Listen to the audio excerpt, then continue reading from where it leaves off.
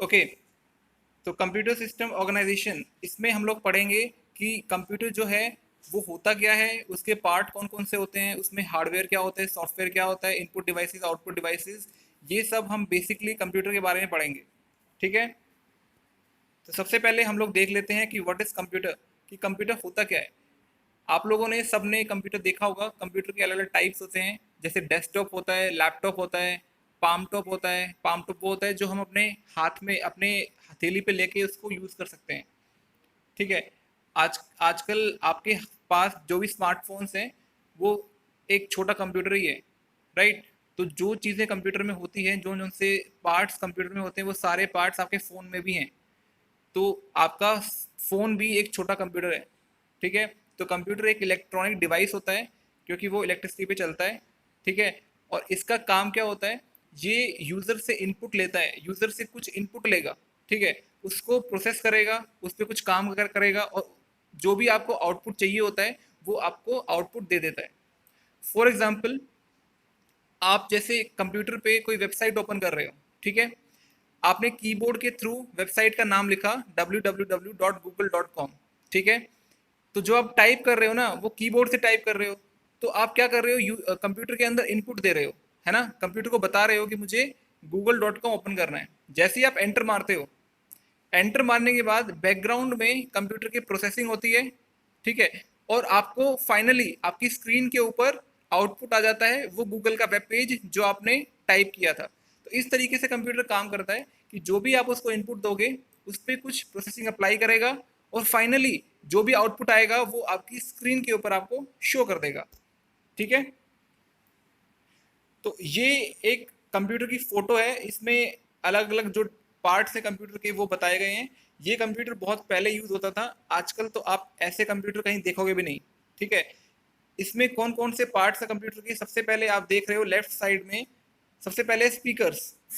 Speaker जो है, जो स्पीकर हैं वो आउटपुट डिवाइस होते हैं।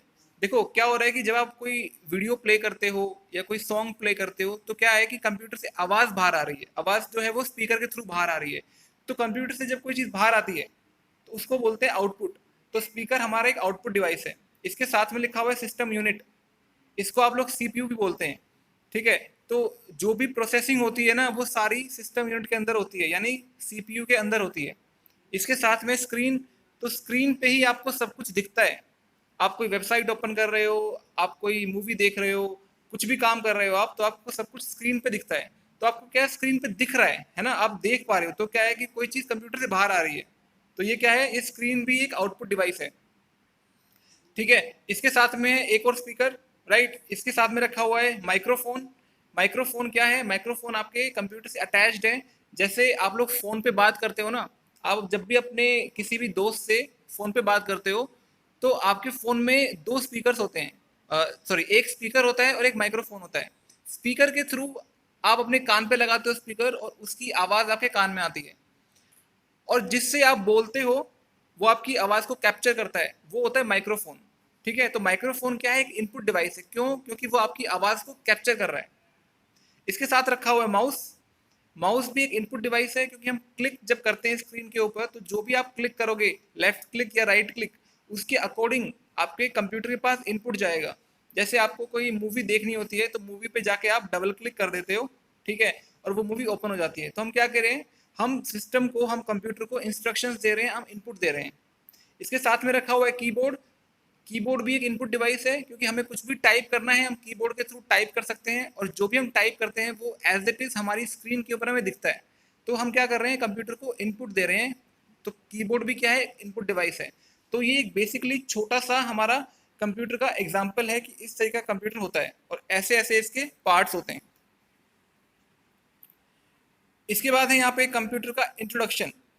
ठीक है, कि कंप्यूटर, जो मैंने आपको पहले बताया कि कंप्यूटर का काम होता है आपसे इनपुट लेके, उस इनपुट के ऊपर कुछ प्रोसेसिंग करके, और फाइनली आपको आउटपुट जो है वो शो कर देगा। ठीक है, अब इसका एक छोटा सा एग्जांपल यहाँ पे इस स्लाइड में दिखाया गया है, कि मान लो आप लोग एटीएम पे जाते हो। ठीक है, आप एटीएम पे अपना जो भी कार्ड है या पिन है आप एंटर करते हो। ठीक है, आप जब जो भी आप एंटर कर रहे हो वहां पे, आप क्या कर रहे हो, आप इनपुट दे रहे हो, आप एटीएम मशीन को इनपुट दे रहे हो, अपना एटीएम पिन डाल रहे हो, कार्ड डाल रहे हो, तो जो भी इंफॉर्मेशन वहां पे जा रही है वो हम इनपुट दे रहे हैं। तो एटीएम पे पिन डालने के बाद पैसे बाहर आने तक पीछे बहुत सारा काम होता है, उसको बोलते हैं प्रोसेसिंग। पीछे बहुत सारी प्रोसेसिंग चल रही है। वो क्या है, जो जो बैकग्राउंड में काम हो रहा होता है उसमें क्या होता है कि आपके जो अकाउंट है उसको वेरीफाई होता है कि जो आपने कार्ड डाला है और जो आपने पिन डाला है वो मैच हो रहा है नहीं हो रहा है, आपके अकाउंट में उतने पैसे हैं या नहीं है जितने आप निकालना चाहते हो। तो ये सारा काम बैकग्राउंड में हो रहा होता है और आपको इसके बारे में कुछ पता नहीं होता। आप पिन डालते हो, विद इन 10 सेकेंड 20 सेकेंड्स अगर आपके अकाउंट में पैसे होते हैं तो पैसे बाहर निकल आते हैं।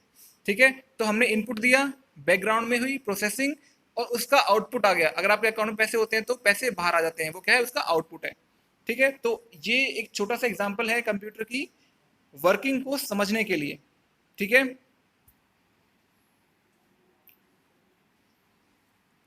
ओके।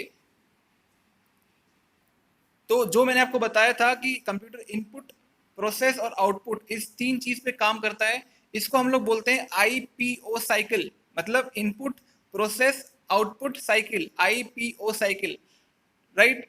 तो इसमें इस स्लाइड में यही बताया गया है कि हम लोग क्या करते हैं कि जो कंप्यूटर है उसको डेटा देते हैं। जो कंप्यूटर क्या होता है कि जो भी हम इनपुट दे रहे हैं ना उसको प्रोसेस करने से पहले उसको स्टोर कर लेता है कहीं पे। क्योंकि कई बार क्या होता है कि अगर गलती से डेटा डिलीट हो जाए तो फिर हम उस पर काम नहीं कर पाएंगे। तो इसलिए जो हमारा कंप्यूटर होता है वो क्या करता है कि जो भी हमने इनपुट दिया है पहले उसको स्टोर कर लेता है कहीं पे मेमोरी के अंदर, उसके बाद उस पर काम करता है और फाइनली आपको आउटपुट जो है वो शो कर देता है। इसको बोलते हैं IPO cycle, input process output cycle. Okay, ये कंप्यूटर का एक बेसिक ब्लॉक डायग्राम है।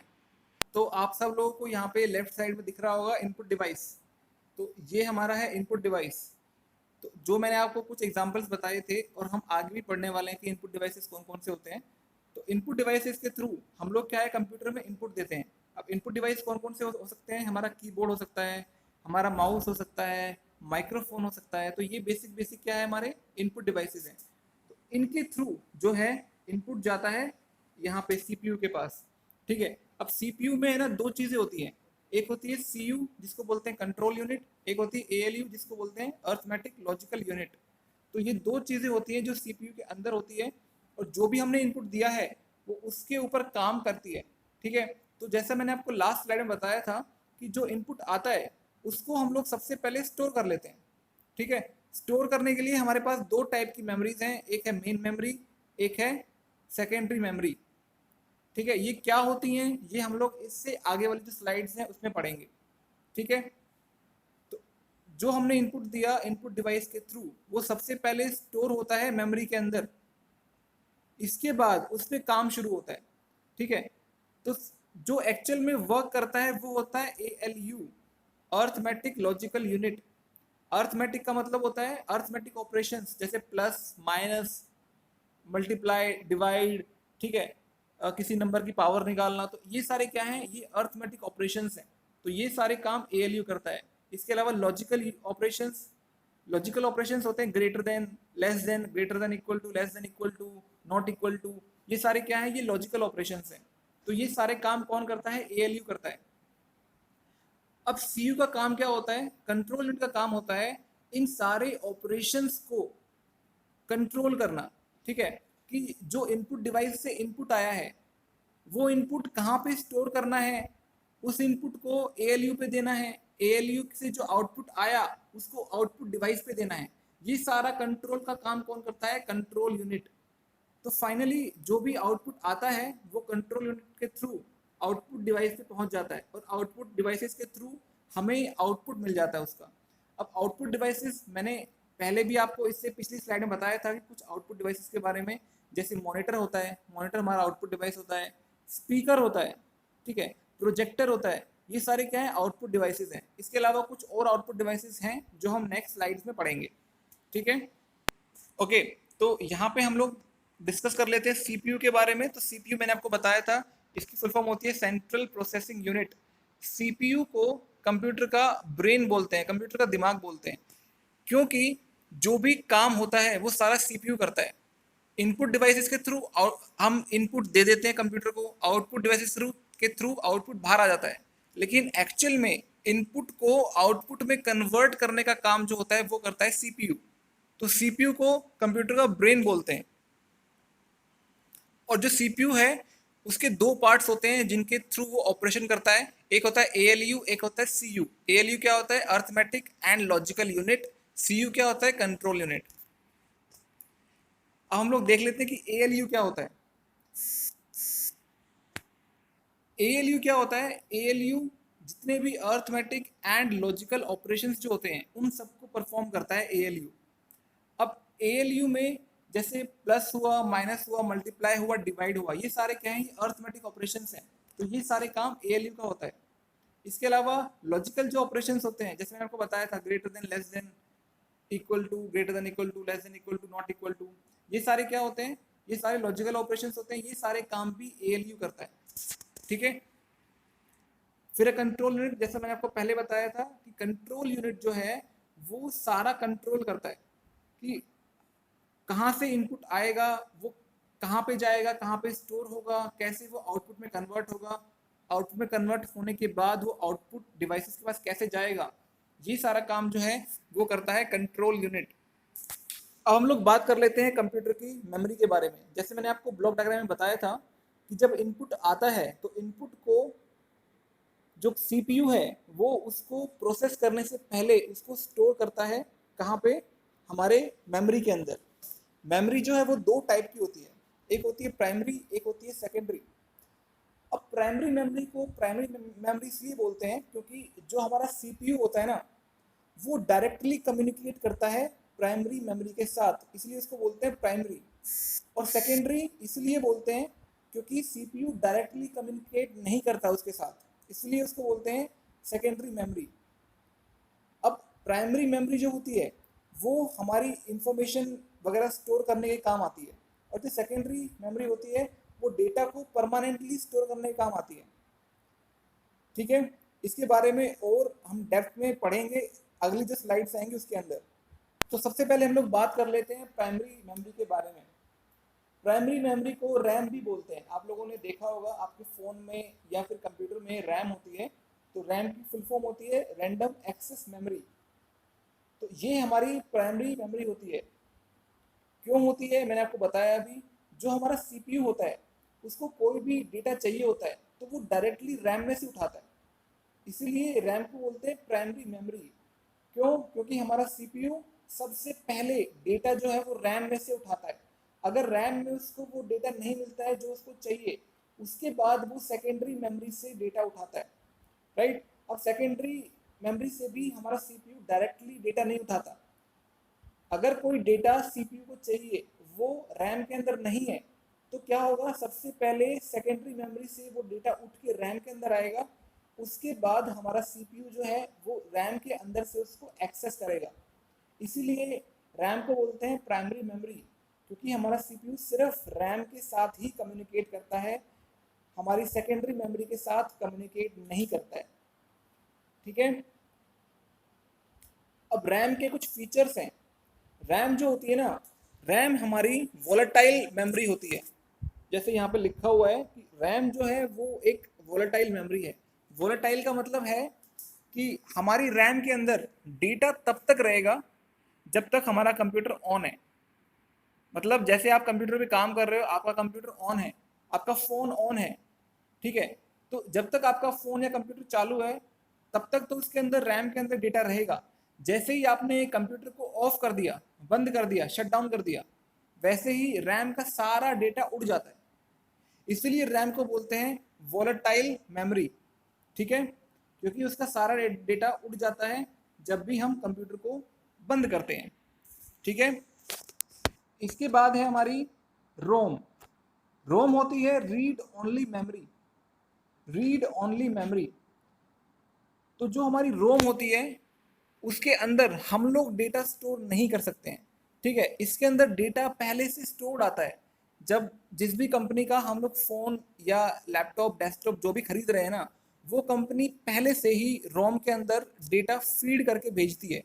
आप लोग रोम के जो डेटा है उसके अंदर कुछ भी आप फीड नहीं कर सकते, कुछ भी स्टोर नहीं कर सकते। अब आप पूछोगे कि रोम के अंदर कौन सा डेटा होता है, तो रोम के अंदर इंस्ट्रक्शंस होती हैं। जब आपका कंप्यूटर ऑन होता है तो कंप्यूटर ऑन होते टाइम बहुत सारी चीज़ें होती हैं बैकग्राउंड में। तो जब आप कंप्यूटर को ऑन करते हो, बटन चालू करते हो, तब से लेके आपके कंप्यूटर पे स्क्रीन दिखने तक बहुत सारे काम होते हैं बैकग्राउंड में। वो सारे काम इंस्ट्रक्शंस के थ्रू होते हैं, और वो इंस्ट्रक्शंस जो है वो स्टोर होती है रोम के अंदर। ठीक है, तो रोम के अंदर डेटा जो है वो कंपनी ऑलरेडी फीड करके भेजती है। आप रोम के अंदर के डेटा को ना ही रीड कर सकते हो, ना ही आप उसके अंदर कोई भी डेटा स्टोर कर सकते हो। तो रोम के अंदर जो भी डेटा पड़ा हुआ है हम उसको फर्मवेयर बोलते हैं। ठीक है, और ये परमानेंट होता है। रैम की तरह इसका डेटा उड़ता नहीं है। रोम के अंदर जो भी डेटा है वो परमानेंटली स्टोर रहता है। ठीक है, वो कंप्यूटर बंद होने पे उड़ता नहीं है। इसके बाद हम लोग बात कर लेते हैं कंप्यूटर की मेमोरी के बारे में।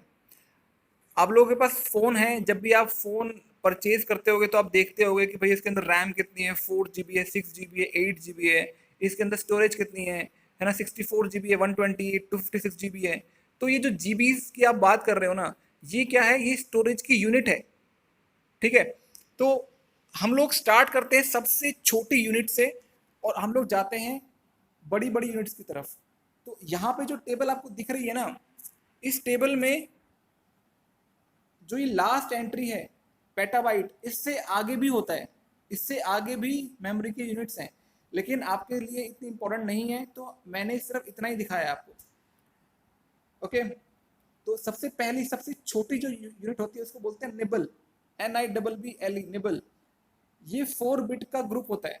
जब आप 4 बिट्स को, आप पूछोगे बिट क्या होती है। बिट, देखो, हमारे जो कंप्यूटर जो होता है ना वो समझता है बाइनरी लैंग्वेज। जैसे हम लोगों को हिंदी आती है या इंग्लिश समझ लेते हैं हम लोग, लेकिन हमारा जो कंप्यूटर होता है वो एक ही लैंग्वेज समझता है, उसको बोलते हैं बाइनरी लैंग्वेज। बाइनरी का मतलब होता है, बाई का मतलब टू, मतलब इसमें सिर्फ दो ही डिजिट्स होते हैं, जीरो या फिर वन। जीरो और वन, ये दो ही डिजिट्स होते हैं। इस पूरे जो कंप्यूटर की लैंग्वेज है वो पूरी लैंग्वेज जीरो और वन से बनी हुई है। अब जैसे मैं इंग्लिश की बात करूं तो इंग्लिश में 26 अल्फ़ाबेट्स होते हैं। ठीक है, और अगर नंबर्स की बात करूं, नंबर्स में हमारे 10 नंबर्स होते हैं, 0 से लेके 9 तक। उन्हीं 10 नंबर्स से हमारे बाकी के सारे नंबर्स बनते हैं। तो ऐसे ही बाइनरी जो लैंग्वेज होती है उसमें सिर्फ दो ही नंबर होते हैं, 0 या 1। तो बाकी जो भी चीज़ें हमें बनानी है वो सारी 0 या 1 से ही बनती है। ठीक है, तो इस एक 0 को या फिर 1 को, इनको बोलते हैं एक बिट। ये भी एक बिट है, ये भी एक बिट है। ठीक है, इनको बोलते हैं 1 बिट। तो 4 बिट्स के कॉम्बिनेशन को हम लोग बोलते हैं निबल। जैसे मैंने लिख दिया 1011, जैसे ये मैंने कंप्यूटर लैंग्वेज में कुछ लिखा है, तो ये क्या है, 4 बिट का कॉम्बिनेशन है, इसको एक निबल बोल देंगे हम। ठीक है, इसके बाद है हमारा नेक्स्ट बाइट। 8 बिट के कॉम्बिनेशन को बोलते हैं 1 बाइट। तो ऐसे ही हम लोग आगे बढ़ते रहते हैं। 1024 बाइट्स के कॉम्बिनेशन को बोलेंगे 1 किलोबाइट, 1 KB। 1024 KB के कॉम्बिनेशन को बोलेंगे 1 MB, 1 मेगाबाइट। 1024 MB के कॉम्बिनेशन को बोलेंगे 1 गीगाबाइट, 1 GB। आप लोग जीबीज की बात करते हो। 1024 GB का जो कॉम्बिनेशन है 1024 GB को हम लोग बोलेंगे 1 TB, 1 टेराबाइट। 1024 TB के कॉम्बिनेशन को बोलेंगे 1 पेटाबाइट। इससे भी आगे हैं, योटाबाइट तक है हमारा। ठीक है, लेकिन आपको इतना ही यहाँ पे समझने की जरूरत है। नेक्स्ट है हमारा सेकेंडरी स्टोरेज। हमने अभी तक पढ़ा था प्राइमरी मेमोरी और प्राइमरी स्टोरेज, अब हम लोग देख लेते हैं सेकेंडरी मेमोरी। सेकेंडरी मेमोरी जो होती है उसके अंदर डेटा परमानेंटली स्टोर होता है, जैसे कि हम लोगों ने अभी पढ़ा था इससे पहले वाली स्लाइड्स के अंदर। तो जो आपकी हार्ड डिस्क होती है वो एग्जाम्पल है सेकेंडरी मेमोरी का। तो हार्ड डिस्क होता है आपका, CD DVD होती है, पेन ड्राइव होती है, फ्लॉपी होती है, ये सारी आपकी सेकेंडरी मेमोरी के अंदर आता है। इनके अंदर जो डेटा है वो परमानेंटली स्टोर होता है। अब जितना भी हमने एग्जांपल दिए हैं, hard disk, CD DVD, pen drive, floppy, इन सब की जो स्टोरेज कैपेसिटी है वो अलग अलग होती है। ठीक है, तो वो हम लोग एक एक करके देख लेते हैं। सबसे पहले हम लोग बात कर लेते हैं हार्ड डिस्क के बारे में। हार्ड डिस्क जो होती है वो डेटा को स्टोर और रिट्रीव मतलब निकालने के काम आती है। तो हमारा कंप्यूटर जो होता है उसके अंदर भी हार्ड डिस्क होती है, हमारा फ़ोन है उसके अंदर भी होती है।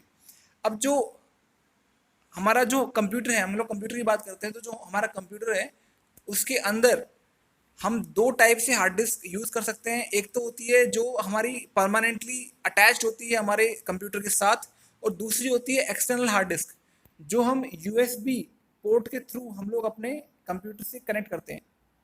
ठीक है, इसके अंदर क्या होता है, हमारी हार्ड डिस्क के अंदर जैसा कि आपको फोटो में यहाँ पे दिख रहा होगा, हार्ड डिस्क के अंदर बहुत सारी डिस्क होती हैं, गोल गोल जैसे सीडी होती है ना वैसे डिस्क होती हैं। लेकिन सीडी जो होती है वो अलग मटेरियल से बनती है, लेकिन हार्ड डिस्क के अंदर जो डिस्क है वो बनती है मैग्नेटिक मटेरियल से। और हार्ड डिस्क के अंदर सिर्फ एक डिस्क नहीं होती है, बहुत सारी होती हैं, ऊपर नीचे बहुत सारी डिस्क लगी होती हैं। ठीक है, और इन सारे डिस्क को हम लोग एक कंटेनर में डाल देते हैं, एक एक स्टील के कंटेनर में हम लोग इन सारे डिस्क को डाल देते हैं। तो आपको जब वो डिस्क आपको जब वो हार्ड डिस्क दिखती है तो आपको सिर्फ क्या दिखता है, ऊपर से उसका केस दिखता है, उसका कंटेनर दिखता है, आपको कंटेनर के अंदर जो गोल गोल डिस्क है वो बाहर से नहीं दिखती है आपको। तो हार्ड डिस्क जो होती है वो होती है हमारी सेकेंडरी मेमोरी। तो डेटा परमानेंटली स्टोर करती है हमारी हार्ड डिस्क।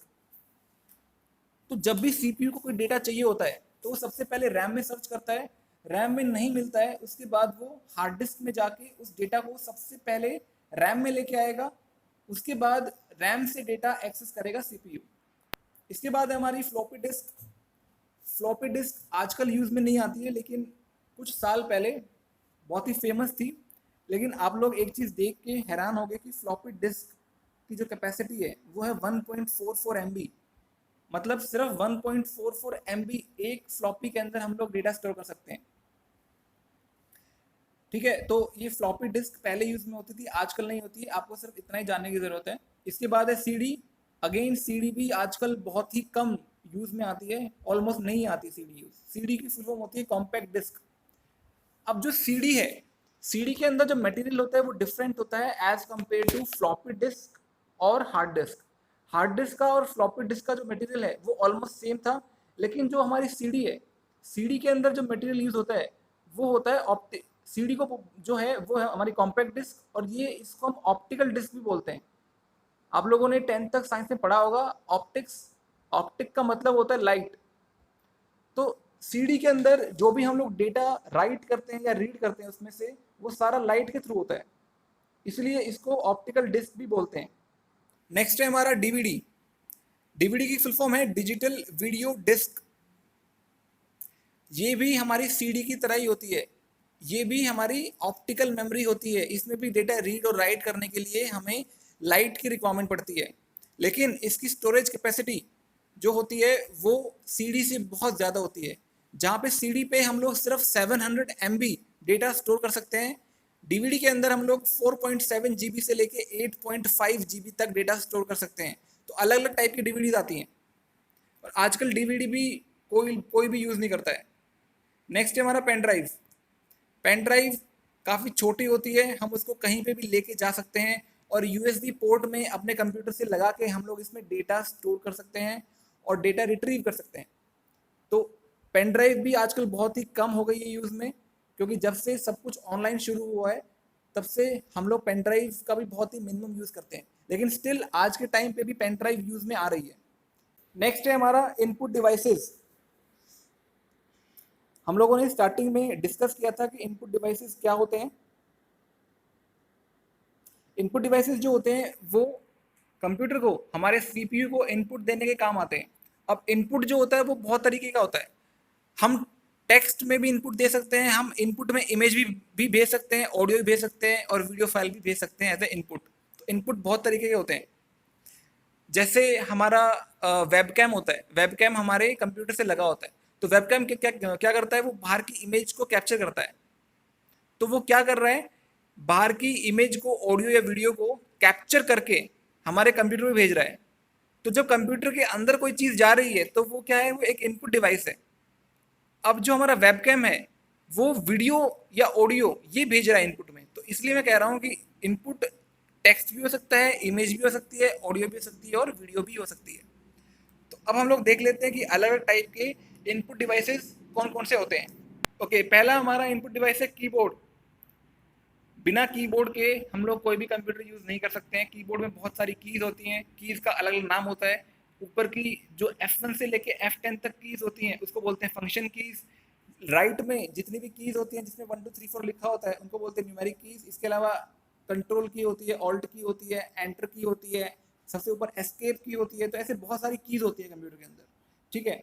तो एक स्टैंडर्ड कीबोर्ड जो होता है उसके अंदर 106 कीज होती हैं, लेकिन आजकल बहुत सारे डिफरेंट टाइप के कीबोर्ड्स आते हैं तो सब में अलग टाइप की कीज होती हैं, ठीक है। तो कीबोर्ड आप सबको पता है, कीबोर्ड से हम क्या करते हैं, हम लोग जो भी टाइप करते हैं वो एज इट इज हमारे कंप्यूटर में जाके स्टोर हो जाता है।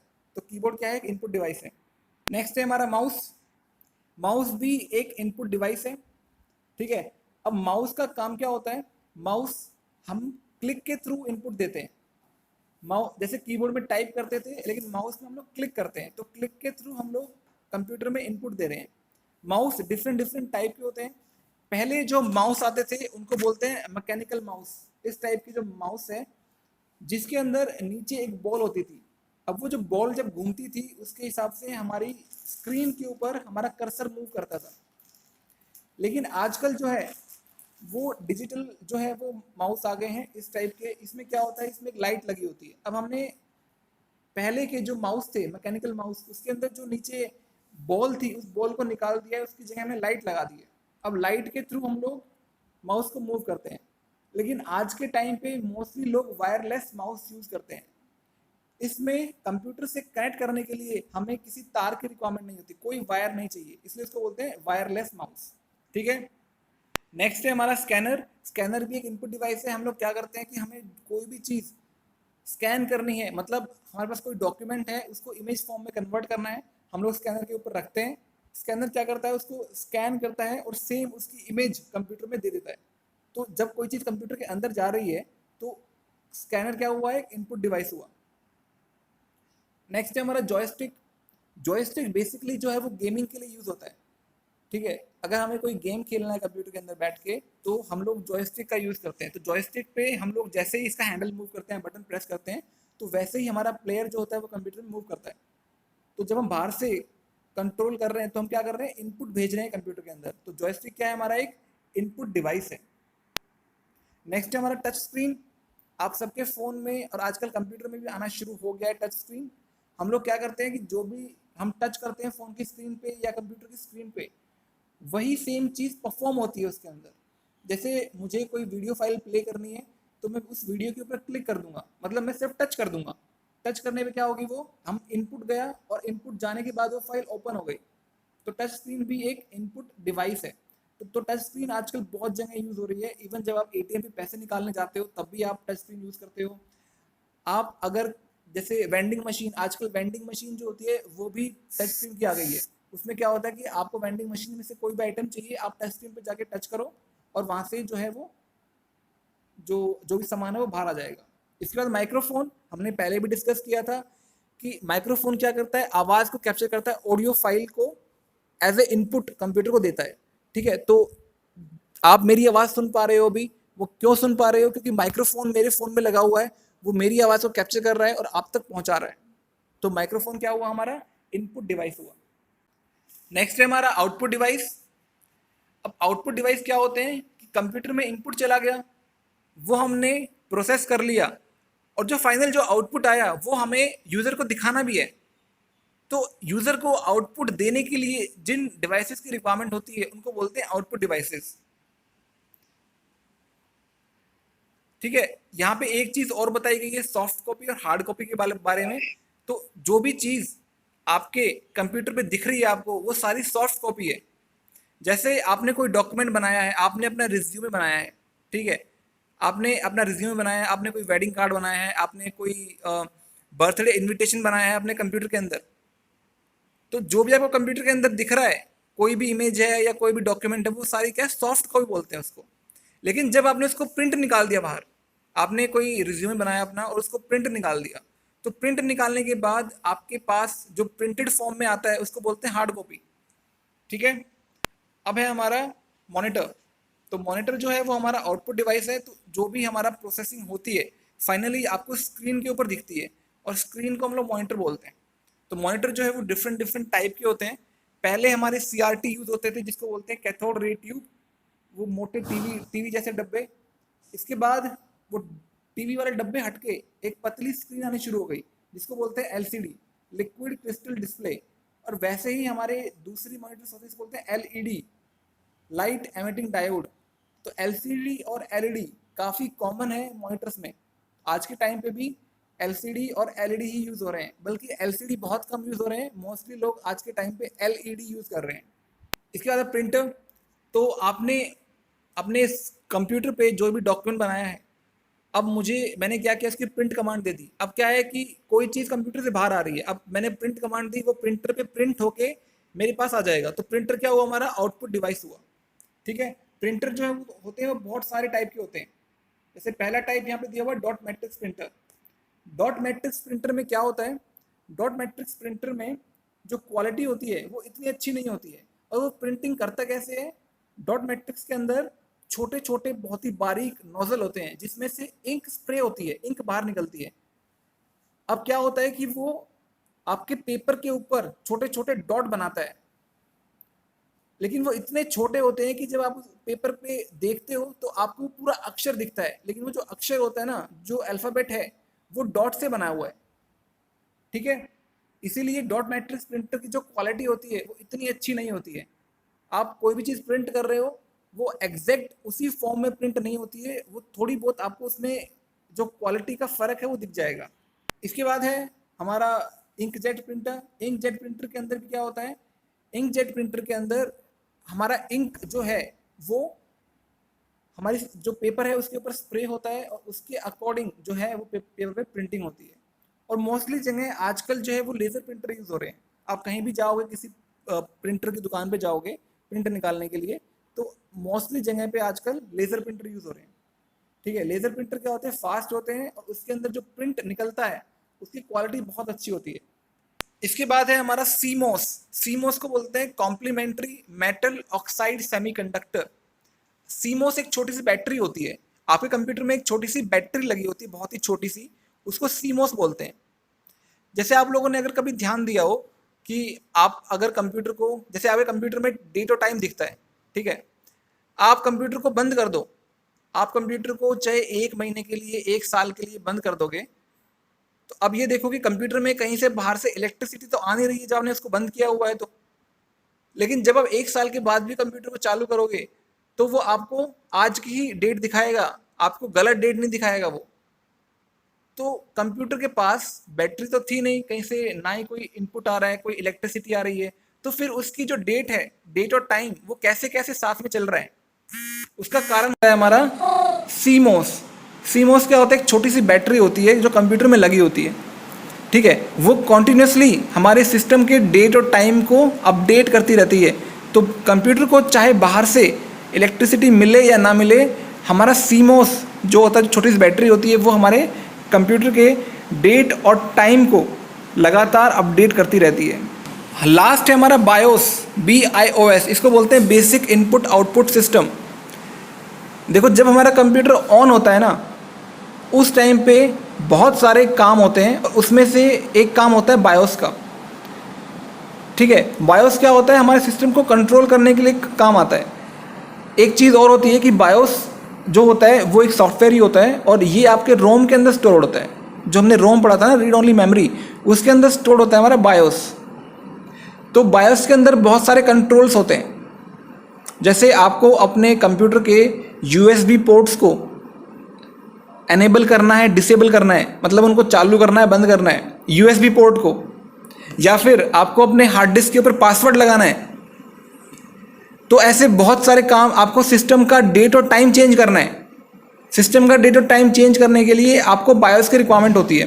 तो जब भी आप कंप्यूटर ऑन करते हो तो जब वो कंपनी का लोगो लिखा हुआ आता है ना, जैसे आपने डेल का लैपटॉप खरीदा मान लो, तो जब आपने कंप्यूटर ऑन किया उस टाइम पे जब डेल लिखा हुआ आता है स्क्रीन के ऊपर, तो आप देखना नीचे की साइड बिल्कुल बॉटम पे कुछ इंस्ट्रक्शंस होती हैं कि press F11 to enter setup. जैसे अलग अलग कंपनीज के में अलग अलग लिखा होता है, किसी में F11 लिखा होता है, किसी में F1 लिखा होता है, किसी में एस्केप लिखा होता है, वो आप लोग देख लेना अगर आपको चेक करना है तो। तो आप सेटअप में एंटर करना चाहते हो तो मान लो F11 प्रेस करो, और जैसे ही आपने उस टाइम F11 प्रेस कर दिया तो आप बायोस में एंट्री कर जाओगे। तो बायोस में बहुत सारी इंफॉर्मेशन होती है, आपके सिस्टम में रैम कितनी है, आपका CPU कौन सा है, आपके सिस्टम का डेट ऑफ टाइम क्या है, आपको डेट ऑफ टाइम चेंज करना है तो आप कर सकते हो, आप जाके बूटिंग प्रायोरिटी चेंज कर सकते हो।